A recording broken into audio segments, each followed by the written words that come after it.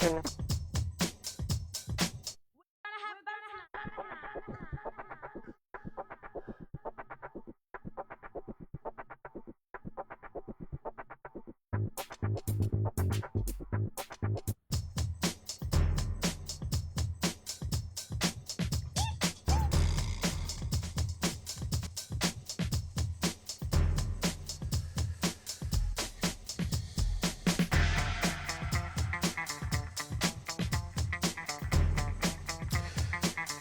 Hey everyone, welcome to the episode today.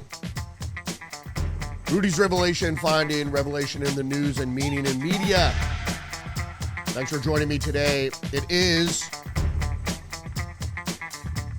October 21st, Tuesday. Well, Trump's deportations are set to shatter records.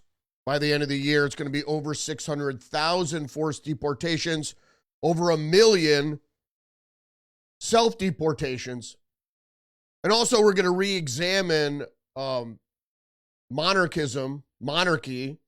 They had the No Kings protest over the weekend, but it's not really clear if anybody really knows what a monarchy is versus republicanism, which is an exact opposite in contrast to monarchies or a king.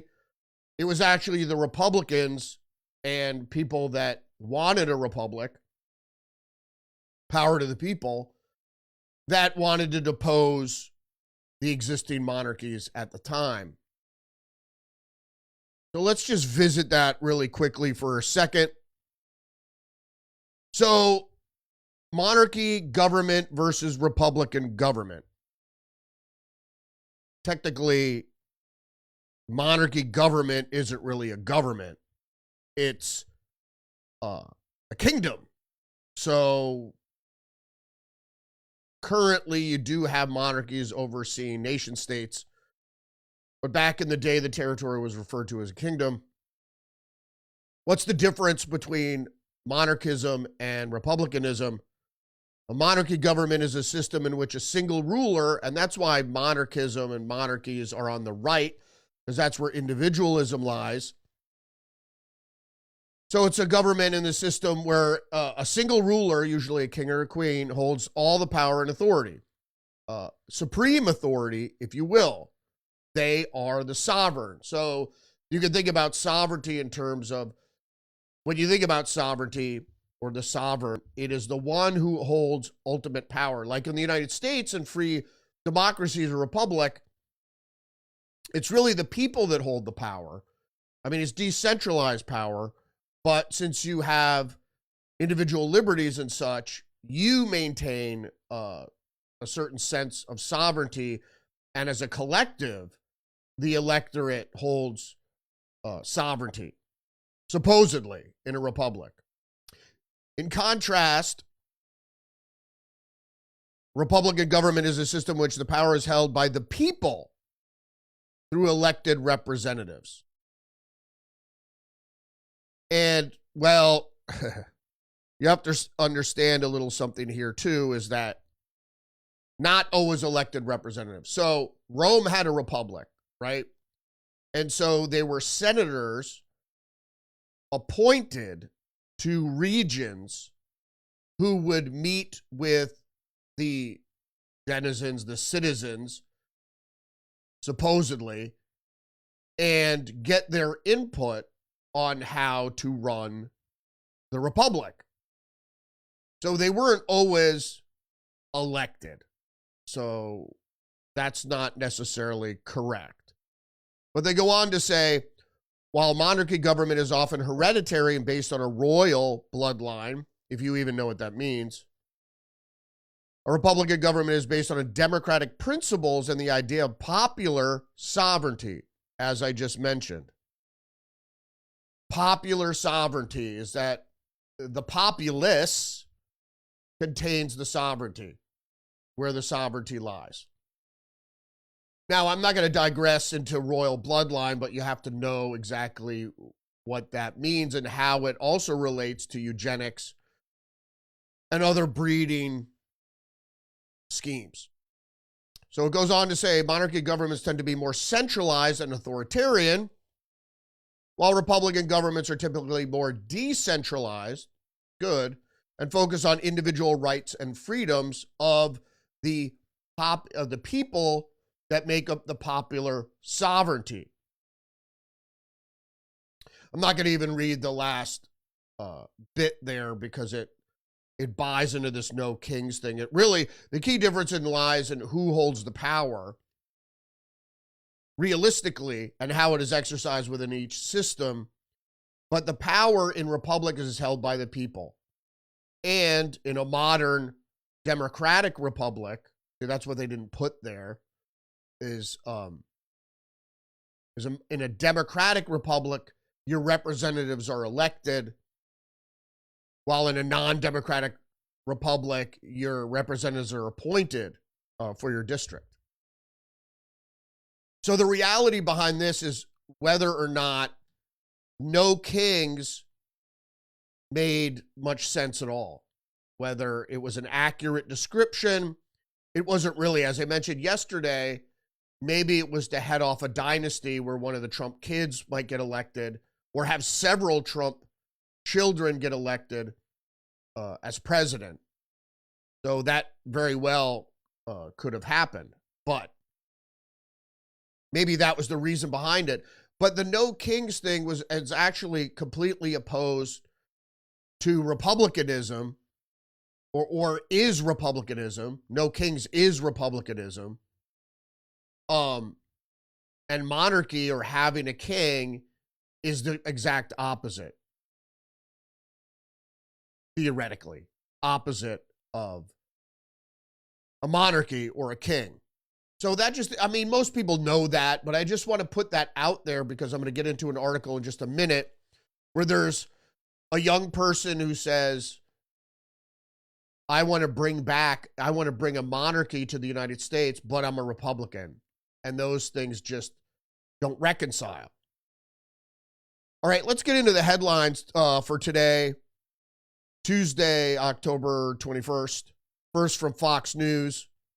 Trump administration on pace to shatter deportation record by end of first year. It's just the beginning, they say. Since Trump's return to the Oval Office on January 20th, the administration has deported over 515,000 illegal aliens. And as I get into the story, it's just the tip of the iceberg.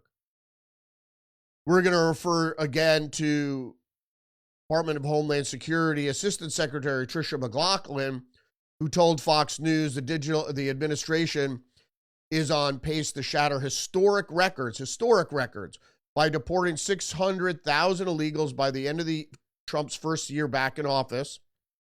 She said that in total, more than 2 million illegal aliens have left the U.S., including 1.6, so it's over a million. It's over 1.5 million, 1.6 million who voluntarily self-deported, as well as over 515,000, as we mentioned, forced deportations. Another 485,000 illegal aliens have been arrested by DHS since Trump took office. So I'm not sure if that is part of the deportations, not part of the deportations, but it's certainly worth noting that last sentence there. Another 800, so they say another 485,000 illegal aliens have been arrested by DHS since Trump took office. All right, going to move on to other headlines here. You know, people, if you just look at the current political landscape here, we're certainly very divided. But it seems like half the population is infected with Trump derangement syndrome. I know that's kind of a joke, but not really. I always refer to it as drinking the blue Kool-Aid, because it seems that this half of the population has succumbed to a very sophisticated military-style propaganda effort, a psyop, if you will, to hate Donald Trump. It's a demonization psyop to demonize Donald Trump, because even if you listen to some of the interviews of the people at the No Kings protests, they didn't even understand why they were there. They said they didn't like Trump, and when pressed on why they didn't like Trump, they usually trotted out some canned answer that they didn't know much about, whether it was the supposed illegality of Trump during his first term, or the other falsehoods that really have tainted him in such a way that run-of-the-mill people who are not politically inclined will just not like him because of the peer nature, the social nature of people's intelligence. So they usually just hear things from their friends and then they just regurgitate them. Or they hear, though, they don't have friends. They hear them from the TV or the media, which is usually just playing in the background. They don't look at it intently and they don't read the news. So that's what we're going to do here. That's what we do here every day, Monday through Friday, live stream 10 a.m. on Rumble and other platforms, is that we read the news. Because news that you watch, unless you're really paying attention, and most people don't, most people have ADHD and can't focus for more than a couple minutes on a single thing. They don't glean a lot from television news because they just have it on while they're doing something else. So that's why we want to read the news, because if you didn't know, when you read, things are imprinted more readily into your memory. So the next article up here is from Zero Hedge. Matt Taibbi, FEMA workers improperly collected data about politics of disaster victims. Now, this is essential because we did have that report, and it goes through it, about the one FEMA person that said she didn't go to houses because they had Trump signs. I think this was in North Carolina before the previous election. But a year later, the Privacy Office of the Department of Homeland Security is releasing a review of that episode, the broader issue of using disaster relief work to collect political intelligence on voters, and the potential withholding of benefits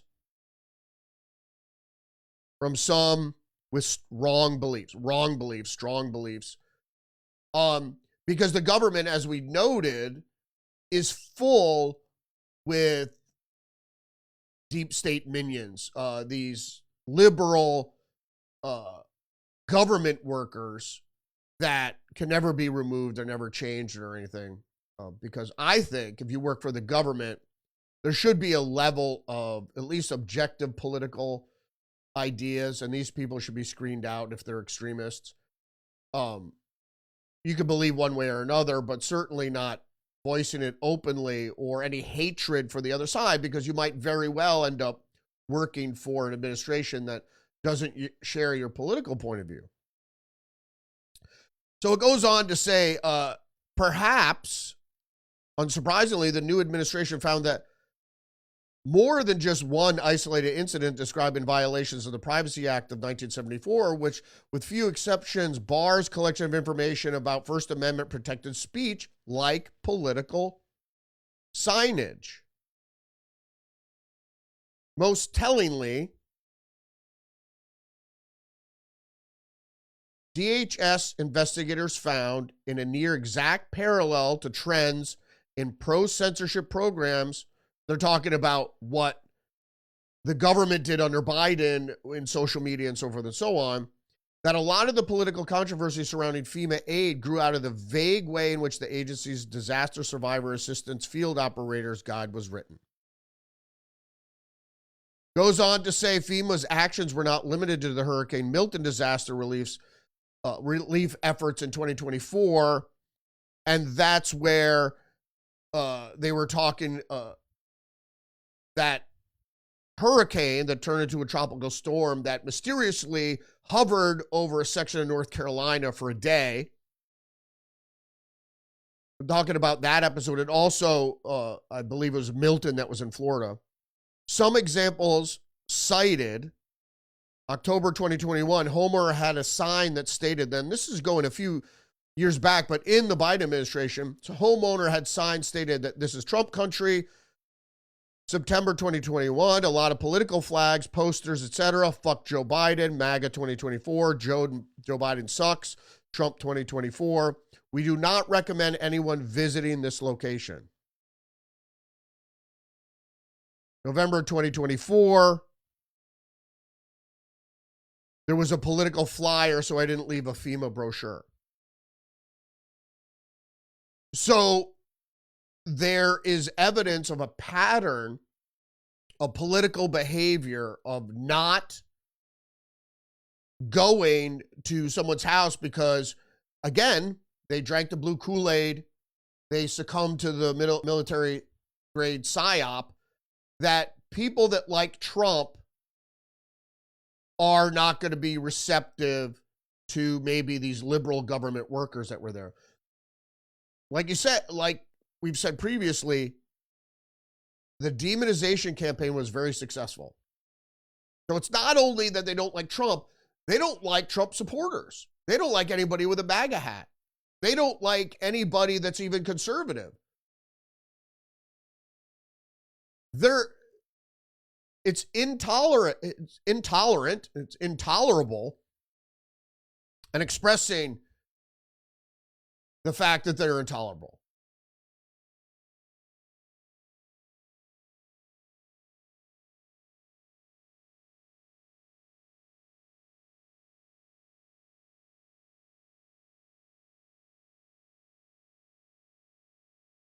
All right, moving on to the next headline.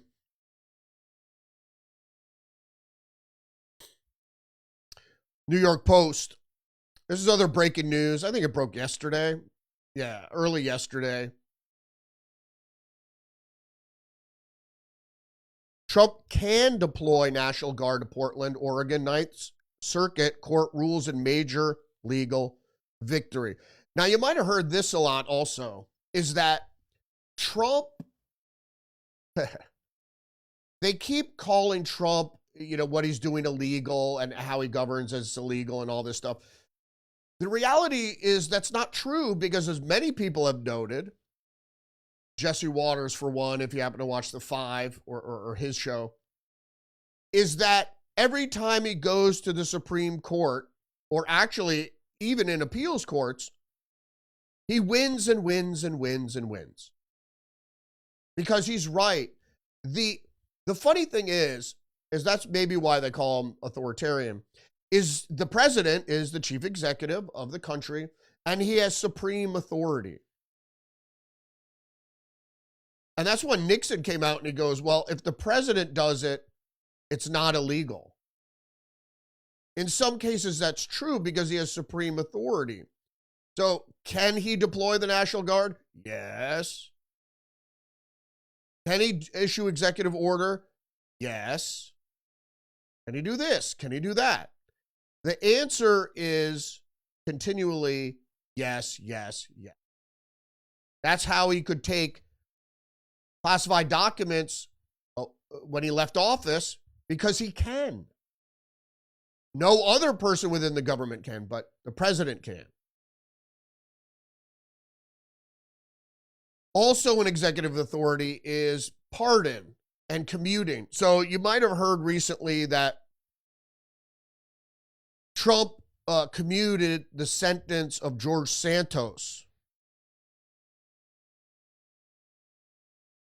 Also, they added that the pardon blitz wipes out costly federal investigation. So, but it's within his executive power to do so. So is he using it too much? Well, that's something that could be debated, but it's not illegal. See, like yesterday we talked about that gray area. So in the law, like, is it legal? Is it not legal? You have a ruling, then you have an appeal, then you have another ruling, then it goes to the Supreme Court, and they decide. So there is legal gray area. So if you're pushing the legal envelope, that doesn't make it illegal. And again, the executive has executive privilege. The thing the only thing I want to add here about George Santos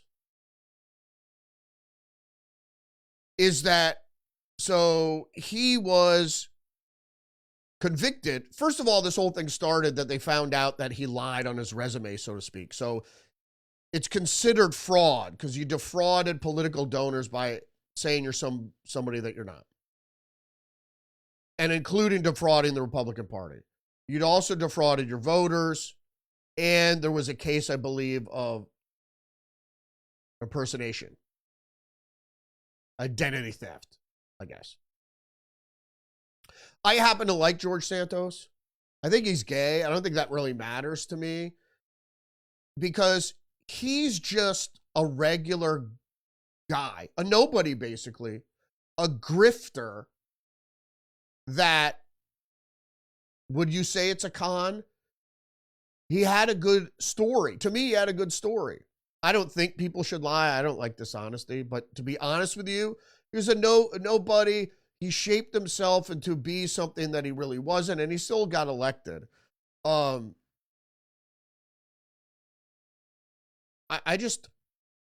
liked him. I don't know why.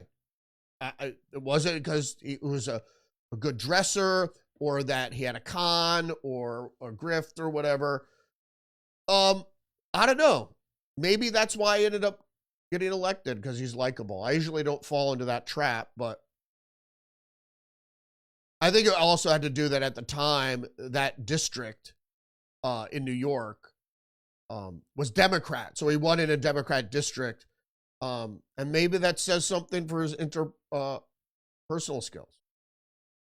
I know a lot of people don't like him, and I really don't, it's not like I want to hang out with him or anything. I guess I like his story, a nobody being able to quickly, wedge their way into the political scene when it mattered. One America News report: Trump's White House meeting with Zelensky devolved into shouting match after denying Tomahawk missiles, pressing Kiev to cede territory. Well, you know my stance on Russia, right? They want a buffer zone unless NATO and Ukraine promise never to get together, but Russia can't afford to do that. So they want to cede the Donbass to Russia. That's the only way it's going to end, and that's what Putin said. They need the land bridge for Crimea. So they're never going to give Crimea and the Donbass back to Ukraine. It's not going to happen without a fight. I mean, a serious fight. What's happening now is Russia is trying to gain more territory and to annihilate Ukraine for bargaining power. Not that I'm saying, I think they should get the Donbass. It was mostly Russian speakers over there anyway, mostly Russians. And if you're worried about democracy, technically, whether it was authentic or not, technically though, the people of Crimea voted to stay with Russia. And I don't care. I don't want to give Tomahawk. The problem with Tomahawk missiles is it's a nuclear warhead delivery system. And the Russians know that. How are the Russians going to know if they detect a Tomahawk missile whether or not it has a nuclear warhead on it? They won't. I want to touch on this other article from the Associated Press.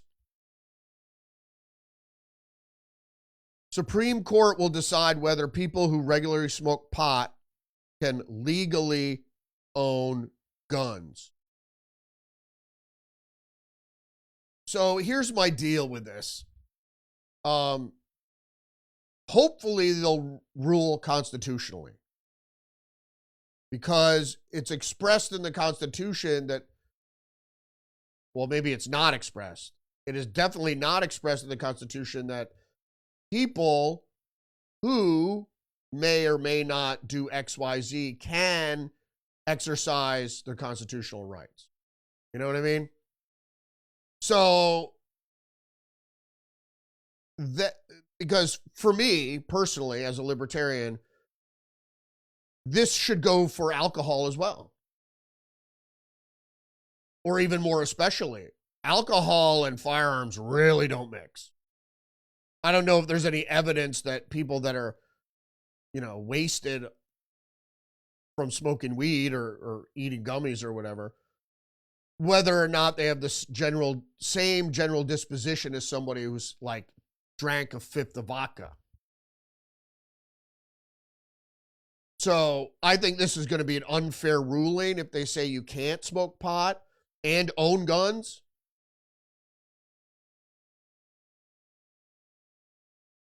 But there is obviously evidence that severe use of marijuana can certainly cause paranoia, but also schizophrenia. So looking into the story here, Supreme Court on Monday said it would consider whether people who regularly smoke marijuana can legally own guns. The latest firearm case come before the court since its 1922 decision expanding gun rights. President Donald Trump's administration asked the justices to revive the case against a Texas man charged with a felony because he allegedly had a gun in his home and acknowledged being a regular pot user. He got charged with it. It's not like he took away his guns, but he got charged with a felony. The felony is fraud. The Associated Press conflates this with a Hunter Biden thing. Hunter Biden regularly used crack cocaine, which is certainly not the same as marijuana.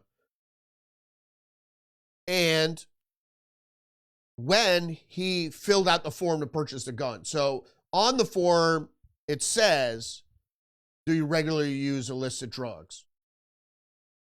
And if you answer yes, you can't get a gun. If you answer no, you can't. So the point is, also regularly smoke marijuana it's a loaded term because it's regular. What do you mean regularly? Once a month? Is that regularly? About once a year? Every year on Christmas? Well, that's regularly. So that's kind of an ambiguous term, regularly. How regularly would be the question. And whether or not you could, if you want to have guns, maybe submit to a psychological profile. Yeah, see, I'm not schizophrenic. I don't hear voices. I'm not paranoid. All good. I think they're going to come down on the side of the pot user, but the Trump administration and a lot of other conservatives don't. So, or whether or not, if marijuana is illegal in that state, is that how the law will be measured? Because don't forget, if your state is selling you pot, they might have your name on file, and then all they have to do is merge that with a gun registration, and you're done. So it goes on to say the Justice Department appealed after a lower court largely struck down a law that bars people who use any illegal drugs from having guns. Well, I don't know, because it's different for me for marijuana. If you're trying to control fentanyl, let's say, and the person uses fentanyl, so admits uses fentanyl, so had been in possession of fentanyl, which is a felony, then you're an unconvicted felon. That's a different story. I think weed should be legal. I think it should be regulated, but no more than alcohol. Alcohol is far more dangerous.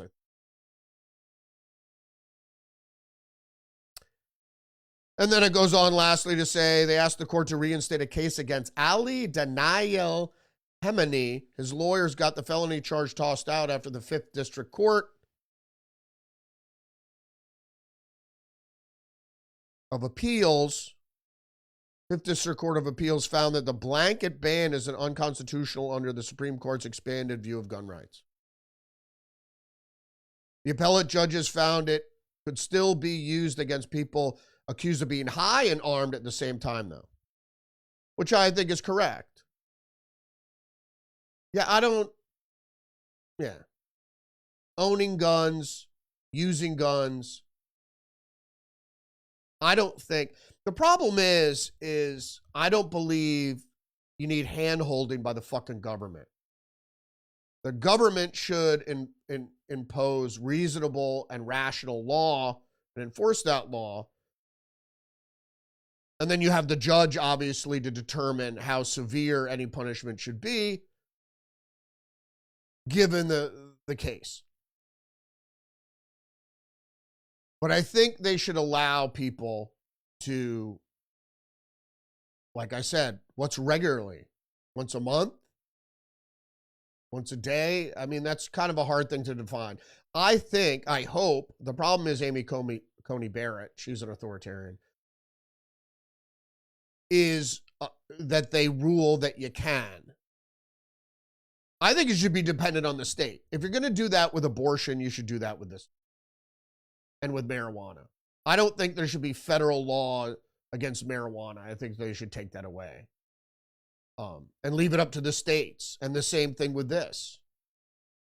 Obviously, if you're smoking marijuana in a state that prohibits the possession of marijuana, depending on whether it's a felony or a misdemeanor or what have you, that might preclude you from owning firearms.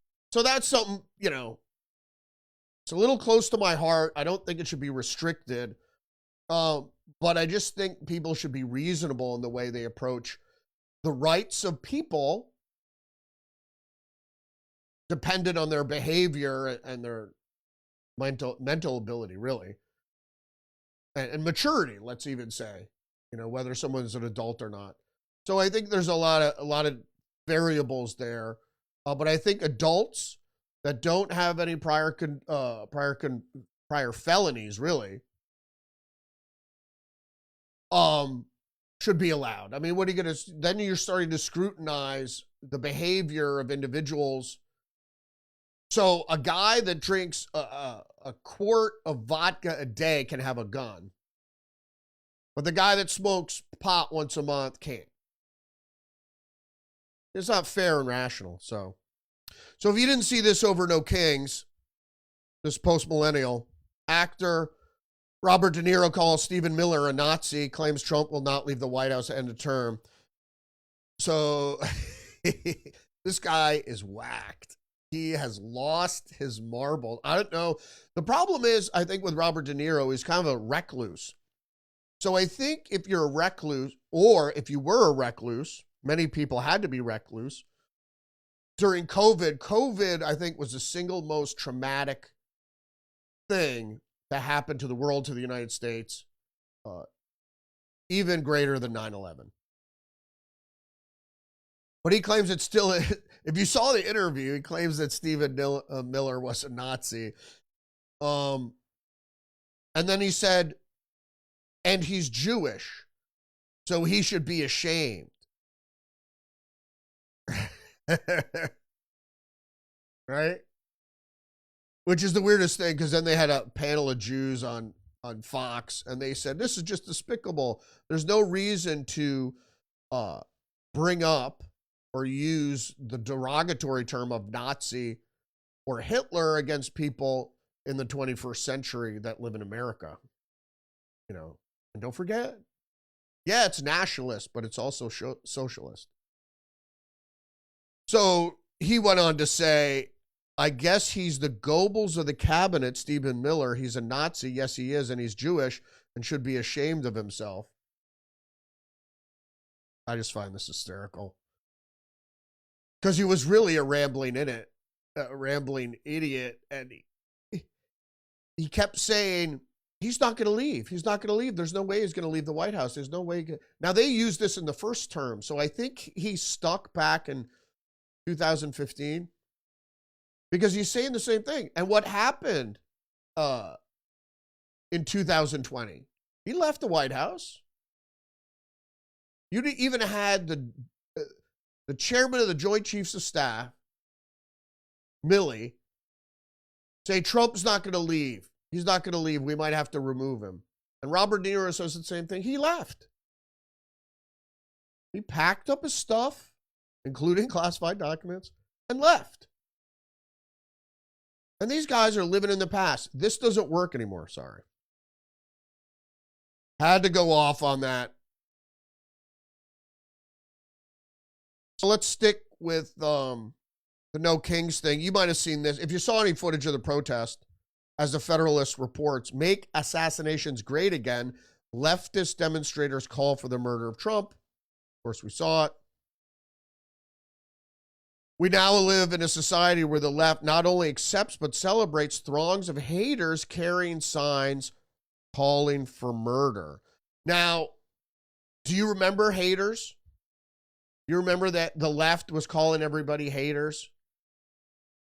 Mean people suck. Be kind. All these things of the mid 2000, 2010, whatever, onward. And you have to tolerate. We're tolerating. We're tolerant. We're tolerant. We're peaceful. We're not haters. You're the haters. You hate illegal immigrants. And and blacks. You're racist. And that's how the whole thing started back way before 2014. And I remember the transition. And then the people that were calling for tolerance became intolerant of the people they saw as intolerant. It was a total flip. And I had normal people who weren't politically inclined talking to me about this. Story from the Federalist goes on to say, the No Kings protesters are not satisfied with the concept of persuading people to adopt their political views. Instead, they want to kill their opposition and then celebrate the death the way they lauded Charlie Kirk's murder. It sounds like a harsh accusation until you read the signs protesters made and carried during the Saturday's No King events. And there were people that saying George Soros made all the signs, and yeah, probably not.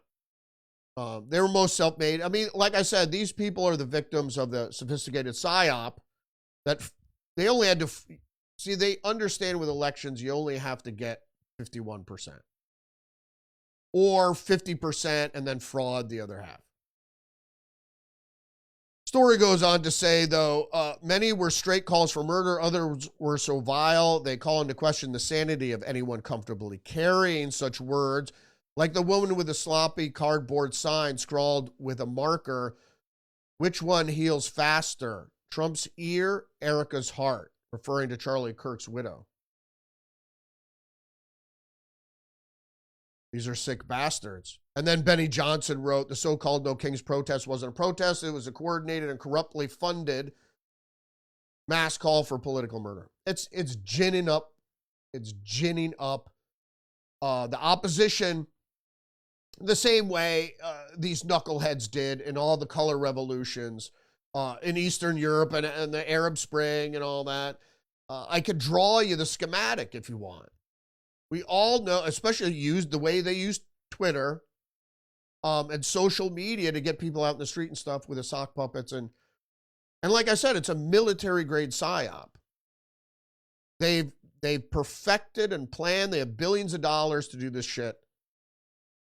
And that's why they wanted to get a TV screen right in front of everybody's eyes all the time, like goggles.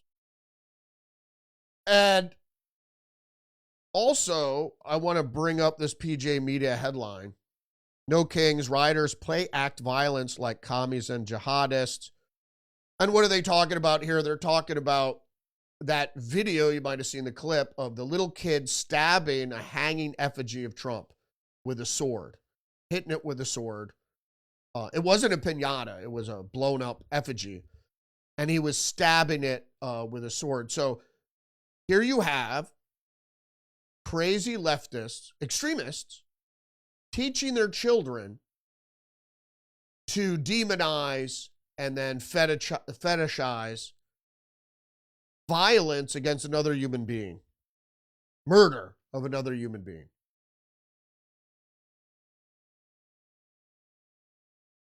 And they talk about Kings get guillotines. See the sign in the background there. And then it talks about the viral video that I just mentioned. And the National Review speaks about the protest saying, take what you can get, referring to the liberals. Noah Rothman writes, the organizers of this past weekend's No Kings protest against the Trump administration, and that's what it was a protest against Trump. There was no cohesive message, really. Even though reporters were able to find people that said, well, I don't like the ICE and I don't like the troops. Guardsmen are not, technically they're not troops, but unless they're deployed overseas. Protest against the Trump administration, what they say is the best attended political demonstration in American history. Might very well be. Estimates indicate between 5 million and 8 million Americans. The biggest count was New York City, was over 100,000. So several 100,000 or over 100,000. Hard to say. The dissenters opposed the president's unilateral executive orders, legal. His Justice Department harassment of Trump critics. That's not why they're harassed. They're breaking the law. And especially if these people said no one's above the law, then no one's above the law. But the president is, if anybody is above the law, the president of the United States is the most. I'm serious. If you look at the way the law applies to the chief executive. So, yeah, and what I said before about the troops and immigration enforcement and so forth and so on. The Federalist has another article, don't blame ICE for enforcing the law, blame Democrats for breaking it. The harm and the cruelty these cities decry are nothing more than the enforcement of the laws. Laws that Democrats themselves ignored, which got us to this exact point. Those who enter the country illegally are subject to removal. I told you that's what the law was. You're here illegally? Yes, sir. You're being deported. If you can't prove you're a U.S. citizen, you don't get a hearing. You have to prove to investigators that you're a U.S. citizen or here in the country illegally. And then you're good. But Democrats spent years looking the other way entirely on all the border and immigration laws. Absolutely true. You can't, what Joe Biden did was to sign executive orders telling people to ignore the law. And by the very virtue of being a Democrat, you're supposed to ignore laws or not enforce laws. Or if the law is enforced and you're brought before a judge and the judge can give you clemency. See, and so what they fought all this, and they did so to condition the American people to see enforcement of the law as cruel. Thus, when the law is finally applied, and as I said before, a law with no enforcement is no law. The left falls back in emotional blackmail. And that's where they get into you're being cruel to these people, you're doing, it's either a law, it's not a law. I always say there's gray area, but there's no gray area if you're in the country illegally. It means you broke the law to come in, but the fact that you're here, you're not going to go to prison, you're just going to be removed from the country. Deportation isn't a prison sentence.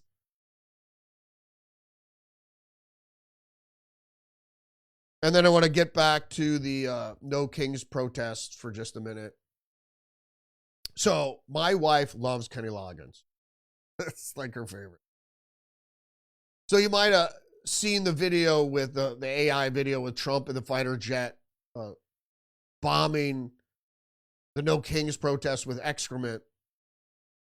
So in the AI video, they use Kenny Loggins' Danger Zone, right? The song that was from Top Gun. And so Kenny Loggins said he doesn't want him to use that. Well, Trump didn't make it. So it's the maker of the video. and it's the enforcement arm of the platforms, whether or not you're going to enforce the copyright, whether he legally got, whoever did legally got the copyright. It doesn't matter. It's already out there. You know, the life of a meme is short-lived. Is short. So, but he doesn't want to take it. So a lot of people have done. It's actually a funny thing that, what band was it? The Foo Fighters? Trump played one of their songs and they were like, stop using that song. But their license company had licensed the song. I don't know if this is the case here. I just think it's funny because, like, my wife's favorite. London Times. Meet the young Americans who want monarchy, but not King Trump. So what is this? So what it is, it's the Times deciding, they're trying to rebalance what is obviously a stupid protest. Trying to rebalance it as, no, wait, some people have. But they find one person who's a Republican that wants to bring back or wants to bring a monarchy to the United States.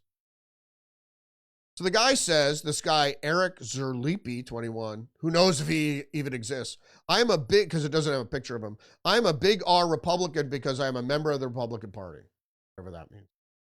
But I am not a small R Republican because I do not believe in Republicanism. He believes in monarchism. What an idiot. Just, if you're out, if you don't read, you should definitely read Plato's Republic. It's a little hard to get through, but it's not long. And it just, that might give you some historic, let's say, reference to republicanism. But you look at France, you look at the United States, the revolutions there and what they were based on and all these things. And of course, the English Revolution as well, except that's the problem with Europe. They had something to fall back on, so they kept going back. They kept going back. A partial monarchy, a constitutional monarchy. They didn't want to get rid of the kings. I am a small R, big R Republican. Fuck monarchies. And a monarchy is individual. It's on the individualistic side. It's on the right. I understand that. But who wants a reign of a dynasty of the same family? And then then they inbreed and the sons become more and more retarded until you're governed by a retard.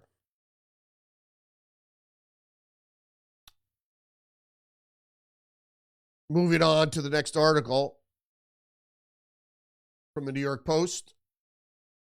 Illinois State University graduate student who flipped over the TPUSA table is fired from teaching assistant position. Good. Everybody saw the video already. It's Illinois State, this guy. What's his name here? Derek Lopez. So he was arrested and fired from the teaching position after the clip of the hot-headed move made waves online. So he tried to rip the tablecloth away or something. And he said something like, Jesus did it, so I can do it. I hope he goes to jail. I just think this has got to stop because it's politically motivated, which in itself makes it terrorism. I know you might think that's a stretch, but in reality,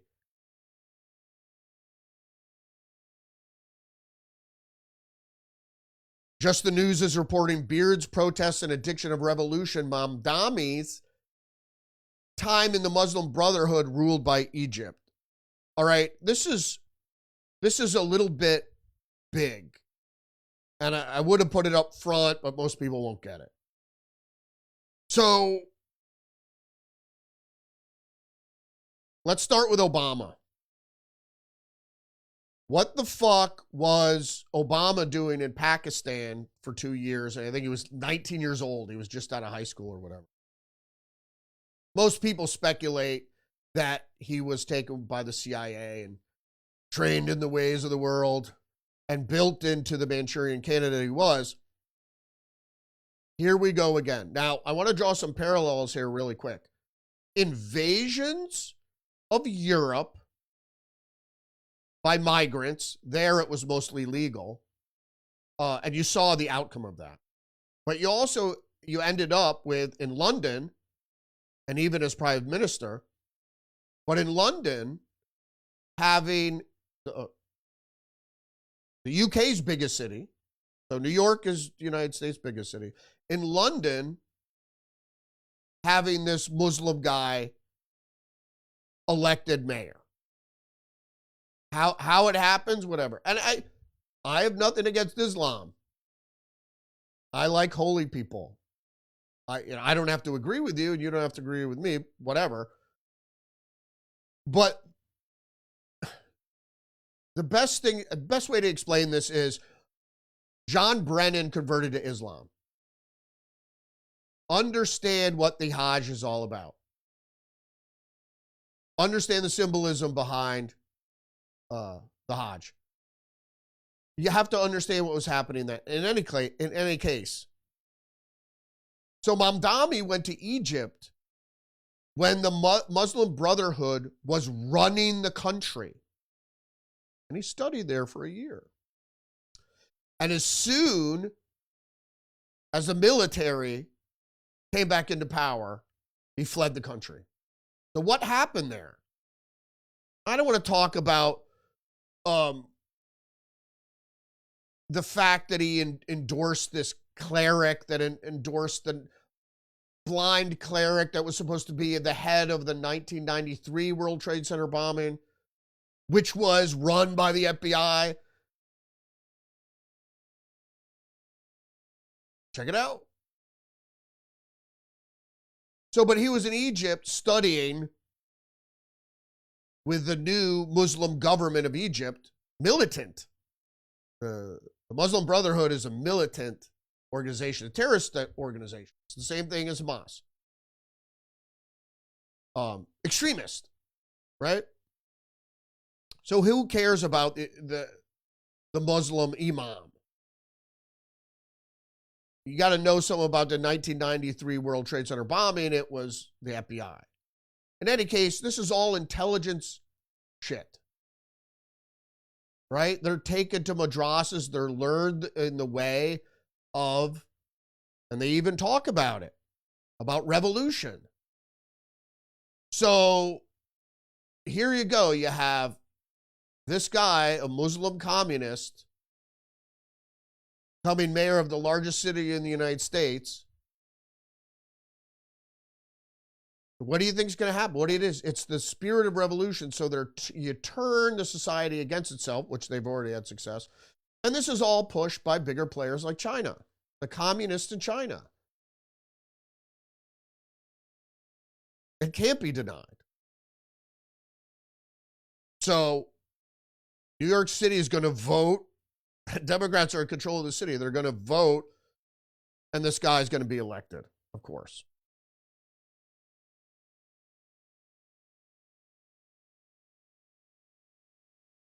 And how is he going to be elected? The same way Democrats even get close to getting elected, and in some places they do. In Texas, Fox News is reporting, Texas finds thousands of illegal immigrants registered to vote on state voter rolls. Secretary of State Jan Nelson says 2,724 potential non-citizens, flagged through federal database cross-check. So the Trump administration is cross-checking. So, and it's potential. I think it's more than that. I mean, even if it's 3,000 people, that says that doesn't make a difference. The purpose of fraud is to illegally taint the election. Will it throw the election? Who knows? But you certainly could do that if maybe you had mail-in ballots, and then you could just bring truckloads into the counting centers that you control as the party. Also, update on this case from the post-millennial. Feds announced charges for 2 adult suspects in the attack on Edward Big Balls Korstein.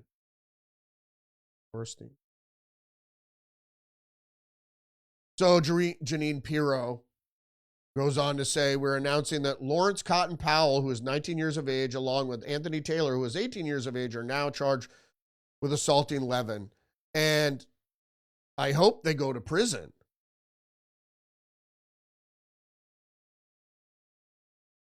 Also on the legal front, just the news, DOJ looks to remove Comey's lead defense attorney over years long relationship. So if you don't know who this guy is, this guy's Patrick Fitzgerald, who is like Comey's partner in crime. And the fact that they're such good friends, there may be a conflict of interest, which means as a representative of the legal system, you're supposed to. They don't. Defense attorneys don't go, oh, you really killed him? Yeah, I have to tell the police. But you're supposed to, if somebody admits to capital crime or other serious crime, and you don't release that, you could be disbarred. But they're going to try to get Patrick Fitzgerald taken off the case. Comey, who was recently indicted for allegedly lying to Congress when he denied authorizing bureau leaks to the media.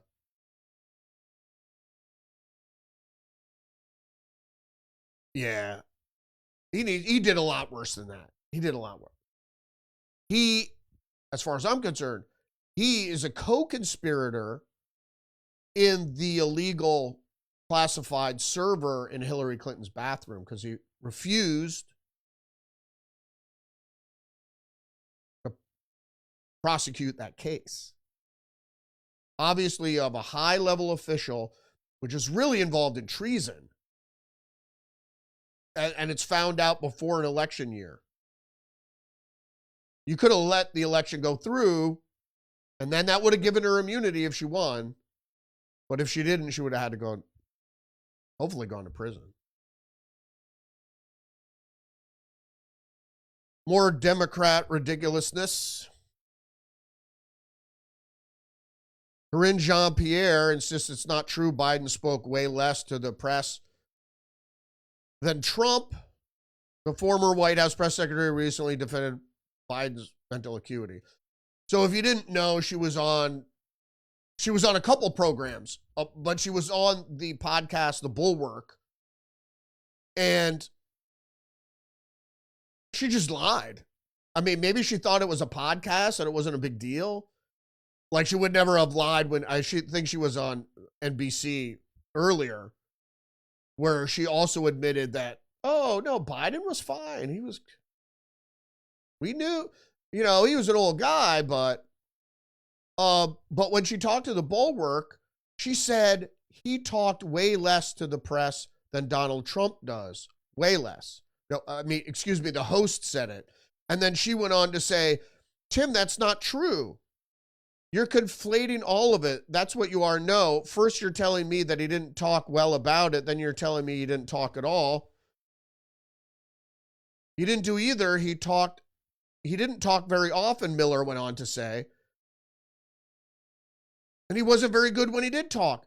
The fact that this is such an outrageous lie.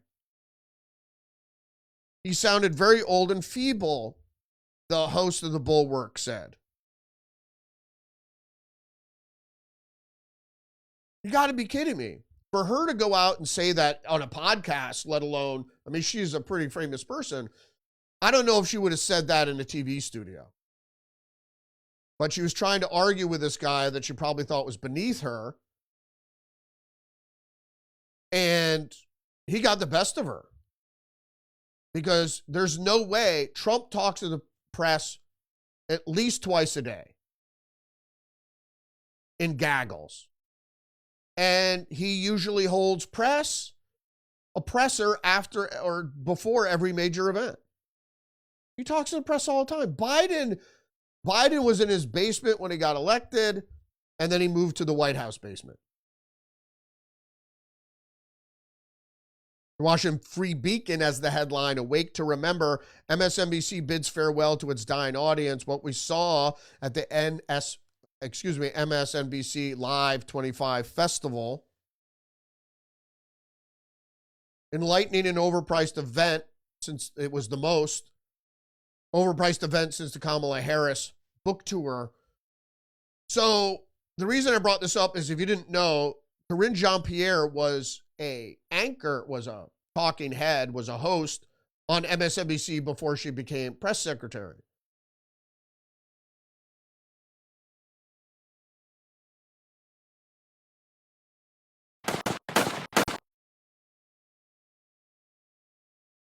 She went on to, at the stage.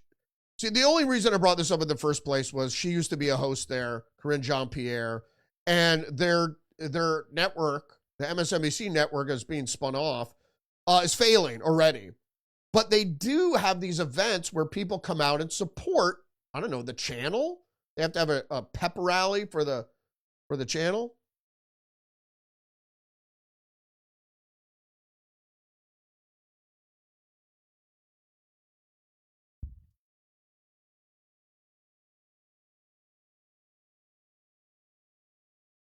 Next headline we got here is Zero Hedge. 1/3 of Americans have more credit card debt than savings. Ain't that the truth?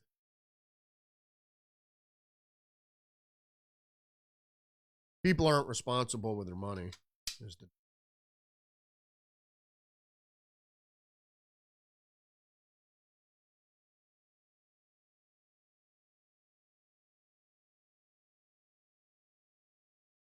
Well, we all have credit card debt.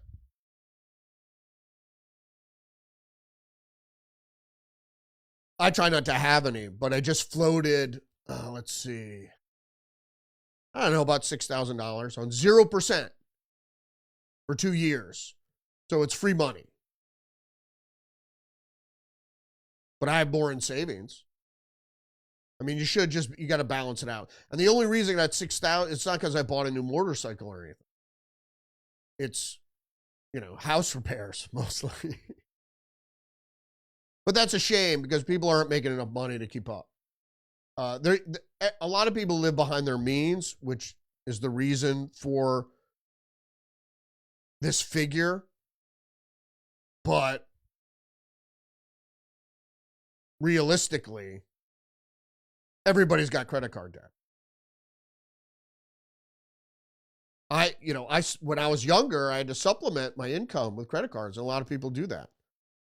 But the thing is, everybody I know it's hard for people, but after the inflation of Joe Biden, everybody should have tried to change jobs. And that, at least when you get rehired, effectively your pay is going to reflect the inflation. If you stay in the same job, that's how people get killed, because they have no other options. But if you stay in the same job, you think in 3 years or 4 years, you're going to get a 20% raise, especially from a wage job?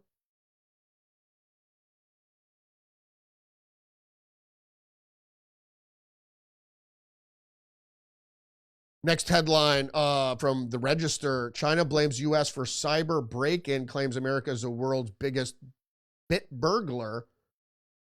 The greatest source, or the communists say we're the greatest source of chaos in cyberspace. So the reason this is interesting is because it came out after, this article came out after the outage at Amazon. So if you didn't know, there was a huge outage, the Amazon cloud server. I mean, billions of dollars worth of servers that went out. So it disrupted everything. Everybody thinks that that's a Chinese counterattack for what the United States was accused of doing in the Chinese cyberspace. So China's National Time Service Center is where they control all the traffic, and they sync it all. Apparently it was exploited by the NSA. Couple more stories here. One important one from the New York Times. Inside Amazon's plan to replace workers with robots. Well, if you didn't know what was happening here, Amazon became one of the biggest employers. So over the past 2 decades, no company has done more to shape the American workplace than Amazon. But also, an army of contract drivers was coupled with technology that's used to hire, monitor, and manage employees. So the manager was taken out for AI. Now, some internal strategy documents reveal that Amazon executives believe the company is on the cusp of the next big workplace shift, replacing more than 500,000 jobs with robots. That's it. Right? So, and the thing is, we're talking robots, not AI. So the AI battle is already won. Like I said yesterday, administrative jobs, even creative jobs, administrative or creative, if you're sitting at a computer, AI is going to do your job. Then I said the next big thing is because the service industry is going to be harder to replace. What we have now is factory robots. So Amazon is going to have robot trucks or drones. It's going to be drones and trucks. Like the truck's going to pull up and a drone will go and drop it and then go back, land. You know, they're going to figure out some automated way to have drones or robots or whatever work it out that way.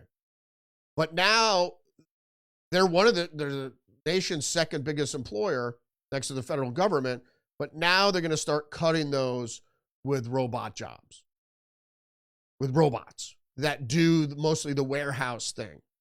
So what it's going to be warehouses, robots find the packages, they put them on the conveyor takes it to the truck, goes into the truck, and a robot and a drone work in close proximity, and the robot will hand the drone the package will fly out to your door.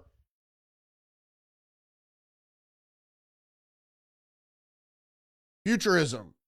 But the point is, it's going to displace humans. So what happens after you have 9 billion people with nothing to do? Think about it.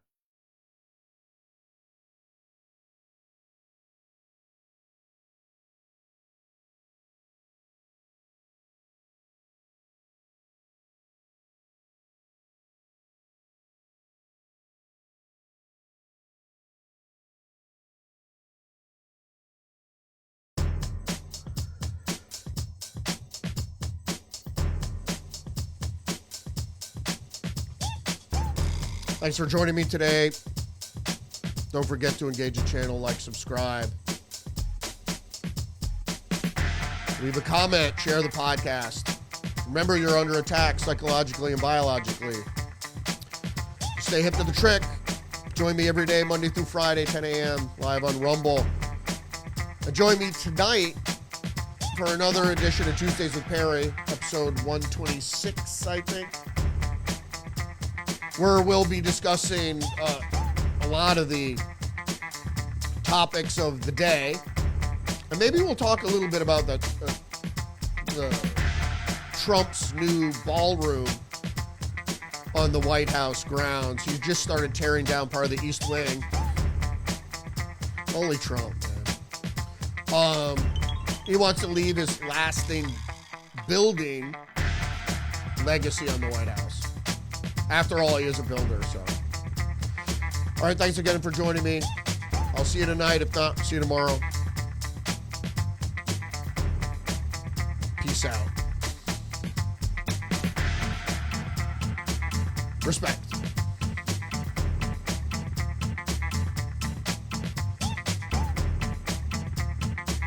I'm an American. I have rights. A new world order.